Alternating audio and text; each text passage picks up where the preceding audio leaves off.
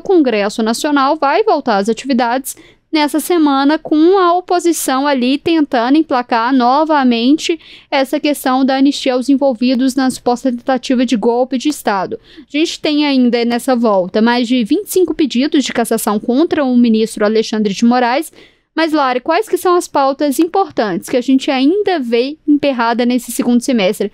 Alguma chance ali de ser pautado discussões sobre PEC da segurança, isenção do imposto de renda para quem ganha até R$5.000? Qual que é a expectativa em Brasília para esse retorno parlamentar? Lembrando que essa questão do imposto de renda, a PEC da segurança, muitas das pesquisas mostram que é um clamor ali da população e uma tentativa do presidente Lula de conseguir melhorar essa popularidade. A gente viu em algumas outras pesquisas até uma melhora ali dessa popularidade, mas não necessariamente uma melhora que levaria o presidente Lula a ganhar uma eventual reeleição. Lari, qual pauta que a gente pode esperar do Congresso Nacional?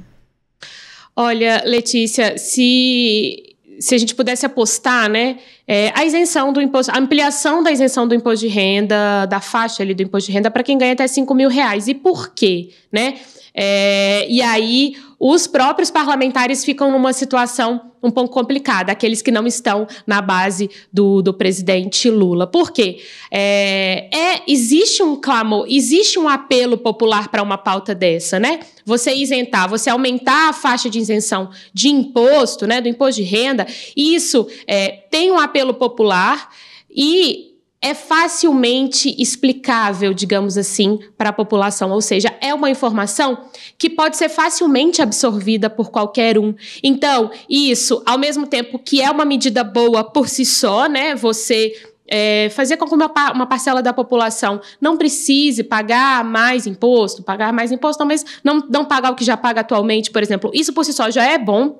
E é bom também porque, em termos de comunicação, não é algo difícil de se explicar, é algo que a pessoa pega ali, já compreende, e isso tende a render impactos positivos para o governo federal. E aí o que acontece, né? Fico pensando naquele parlamentar que não está na base do presidente Lula, como que fica a situação dele. Por quê?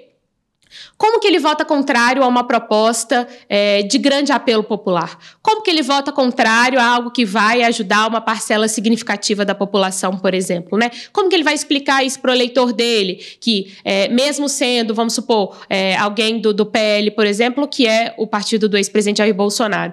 Como que ele vai explicar que, tudo bem, eu não sou a favor do presidente Lula, mas eu votei a favor do projeto de isenção de imposto de renda, ok. Mas como que ele vai explicar que votou contra? Qual que vai ser a explicação? Vai ser só com base numa questão ideológica? Vai ser só com base numa questão de nós não fazemos parte da base do governo Lula, portanto, não podemos votar a favor de um projeto que foi apresentado pelo governo federal? Então fica numa situação complicada, ou seja, isso tudo para dizer o quê, né? Que fica mais fácil de uma proposta dessa ser aprovada sem grandes empecilhos no Congresso. Lari, será que pode ter jabutis nessa proposta? Porque a proposta inicial do presidente Lula é isenção até R$5.000, mas a gente vê alguns setores ali querendo ampliar essa isenção ali até R$10.000. A grande questão é, o presidente Lula vai conseguir aprovar dessa forma até R$5.000, que é a parcela do eleitorado que ele tem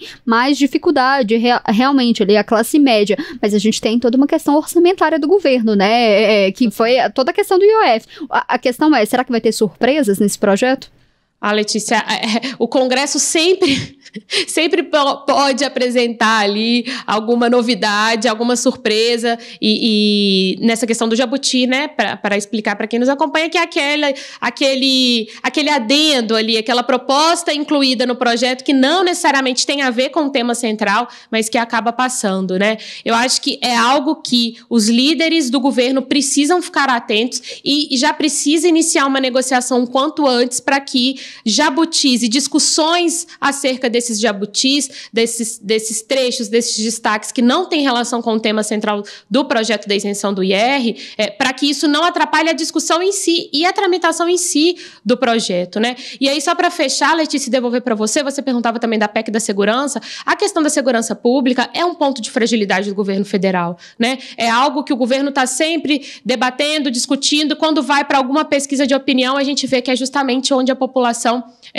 apresenta ali os piores números de aprovação. Sempre ali existe algo de negativo em relação à avaliação do governo federal. Então, a tentativa agora com essa PEC da segurança, e ela foi muito debatida, né, Letícia? Dentro do governo federal, o ministro da Justiça debatendo com parlamentares, debatendo com o Congresso, mudando diversas partes, os governadores questionando muito esse projeto, questionando uma possível retirada de autonomia ali das polícias e do governo estadual em relação às polícias, enfim.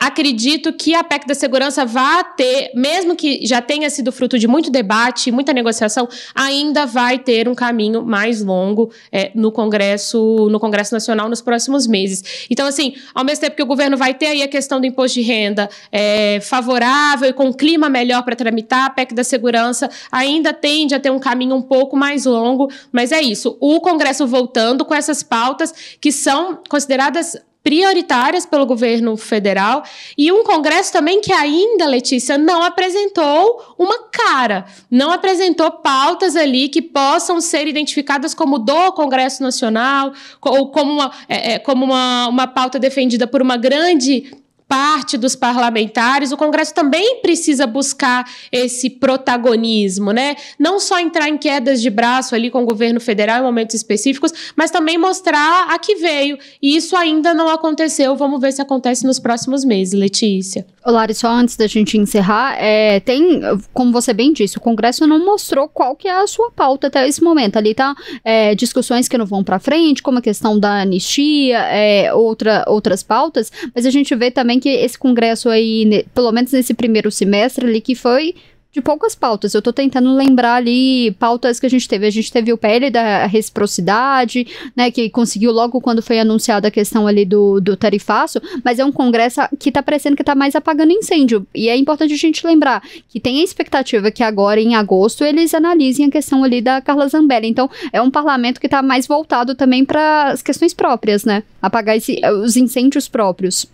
Exatamente, Letícia, incêndios próprios e muito reativo, né, pouco propositivo. E aí, só para lembrar, eu sei que já está dando o nosso tempo, mas só para lembrar, por exemplo, na questão do IOF, do Imposto sobre Operações Financeiras, né, quando o Congresso implicou ali com o decreto do governo federal que aumentava as alíquotas, questionando que não podia ser fonte de receita, que não podia usar o aumento do IOF para incrementar a receita do governo federal, decidiu derrubar o decreto, algo que não acontecia há décadas no Congresso Nacional, derrubou o decreto dizendo que estava mandando uma mensagem ao governo porque não tinha gostado de como a questão foi colocada, como chegou até o Congresso, sem diálogo, sem isso, sem aquilo, mas também não apresentava soluções, né? Porque a gente está falando, se a gente precisa aumentar a receita, se o governo está dizendo que precisa aumentar a receita para, inclusive, continuar garantindo programas essenciais de ajuda aos mais vulneráveis, inclusive, é papel do Congresso sugerir soluções também. É papel do Congresso falar, olha, não, o aumento do decreto a gente não vai, o aumento do IOF a gente não vai aceitar, mas temos X, Y e Z como contrapropostas para tentar melhorar a situação. E não foi o que aconteceu. Então, assim, se vai só mandar recados, tomar essas medidas mais impactantes, como derrubar um decreto do governo federal, mas sem apresentar soluções viáveis, aí todo mundo sai perdendo, né, Letes? Então, assim, o Congresso precisa, nos próximos meses, não só, né, analisar aí com afinco essas propostas que são importantes, como a questão da isenção do imposto de renda, mas também mostrar ali quais são as pautas do Congresso mesmo, né? Então, mostrar, como você disse, mostrar que veio.